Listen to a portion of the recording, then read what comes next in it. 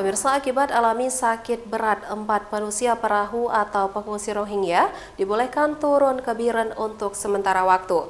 Sedangkan ratusan lainnya ditarik ke tengah laut agar tidak mendarat di pantai Jangka. Sebanyak 249 orang manusia perahu yang terdiri dari orang dewasa, perempuan, dan anak-anak terombang-ambing di Laut Jangka, Kabupaten Biren.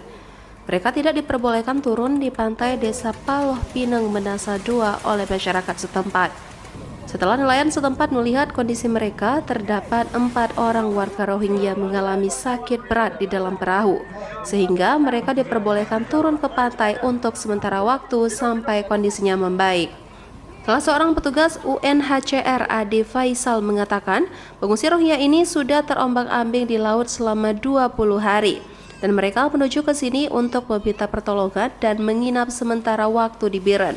Dari etnis Rohingya, dari beragama Islam, ada sekitar 249 jiwa di atas kapal, termasuk anak-anak, wanita, dan ada juga bayi. Tujuan mereka adalah untuk mencari perlindungan. Mereka meminta sekali diizinkan untuk bisa dikasih perlindungan di sini. Jadi mereka juga menyampaikan bahwa kondisi mereka terancam di tempat tinggal mereka. Itu kenapa mereka mencari perlindungan, dan mereka memohon sekali kalau bisa mereka diizinkan untuk sementara di sini dan mendapatkan perlindungan di sini.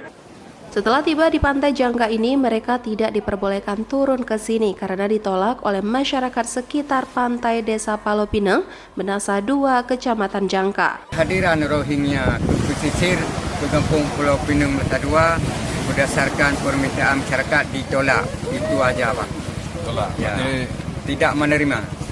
Karena alasan Rohingya datang sini kemarin sudah lihat di Alubia Pasi, karena dengan posisi penerjaan awak Rohingya sampai ke sana agak merepotkan masyarakat desa.